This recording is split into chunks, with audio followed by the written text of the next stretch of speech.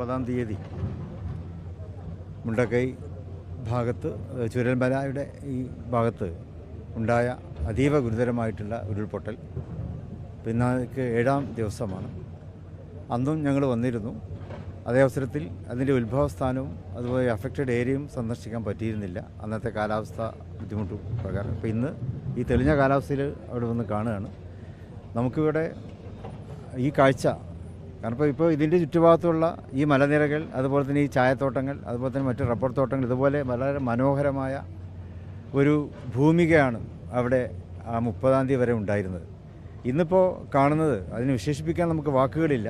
ആ ഉരുൾപൊട്ടതിന് ശേഷം കിലോമീറ്ററുകളോളം അവിടെ ശ്മശാന തുല്യമായ അല്ലെങ്കിൽ നരകതുല്യമായ, അതേ നമുക്ക് വിശേഷിപ്പിക്കാൻ വാക്കുള്ളൂ, ബാക്കി അതൊന്നും നമുക്കറിയില്ലല്ലോ. ആ രീതിയിലാണ് അവിടെ ഞങ്ങൾക്ക് കാണുവാൻ കഴിഞ്ഞിട്ടുള്ളത്. എത്രയോ മനുഷ്യർ അതിലൂടെ ഒലിച്ചുപോയി, ജീവഹാനി സംഭവിച്ചു, വീടുകളും മറ്റ് കെട്ടിടങ്ങളും എല്ലാം ഇല്ലാതായി.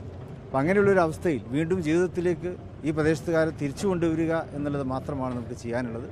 അതിനുവേണ്ടിയുള്ള പദ്ധതികൾ ആവിഷ്കരിക്കാൻ വേണ്ടിയാണ്, അതിൻ്റെയൊക്കെ ഒന്ന് സ്ഥലങ്ങളൊക്കെ കാണാൻ, ഇതിൻ്റെ വ്യാപ്തി മനസ്സിലാക്കുന്നതിന് വേണ്ടിയാണ് ഞങ്ങൾ എത്തിയത്. അപ്പോൾ കണ്ടു, വിശേഷിപ്പിക്കാൻ വാക്കുകളില്ല, അതാണിപ്പോൾ പറയാനുള്ളത്. ബാക്കി കാര്യങ്ങൾ ഞങ്ങൾ ഇനി അടുത്ത മീറ്റിംഗ് മേപ്പാടിയിൽ അവിടെ ഇരിക്കുന്നുണ്ട്, ബാക്കി കാര്യങ്ങൾ അവിടുന്ന് പറയുന്നതാണ്. ഞങ്ങൾ ലീഡേഴ്സൊക്കെ മേപ്പാടിയിൽ ഉണ്ട്.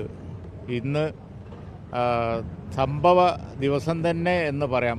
അന്ന് പുലർച്ചെ തങ്ങളും ഇപ്പോൾ ഞങ്ങൾ ഈ വന്നവരൊക്കെ ഇവിടെ വന്നിട്ടുണ്ടായിരുന്നു. അന്ന് പക്ഷേ ഇങ്ങോട്ടൊന്നും വരാൻ പറ്റൂലായിരുന്നു. 30-ാം തീയതി ആയിരുന്നു അത്, 30-ാം തീയതി ആയിരുന്നു.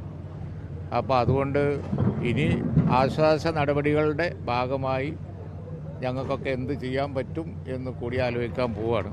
ഇപ്പോൾ ഇന്ന് ബാക്കി നേതാക്കളൊക്കെ അവിടെ താഴെ ഉണ്ട്, മേപ്പാടിയിലുണ്ട്.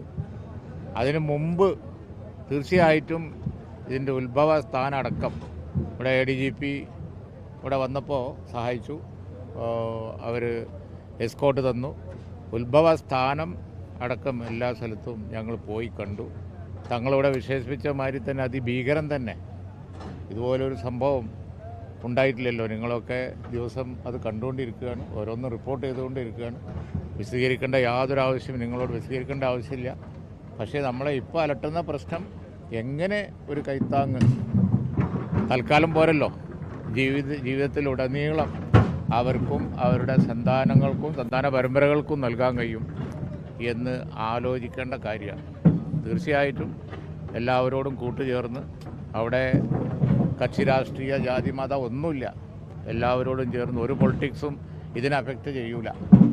ആ നിലയിൽ സേവനങ്ങളുമായി നിരന്തരം മുന്നോട്ട് പോകാൻ തന്നെയാണ് ആലോചന. ഞങ്ങളുടെ വൈറ്റ് ഗാർഡ് നേതാക്കൾ, യുവജന നേതാക്കൾ, അതുപോലെ ബാക്കി ആളുകളൊക്കെ ഡേ 1 മുതൽ തന്നെ ഇവിടെ ഉണ്ട്. അതിനിയും തുടരും.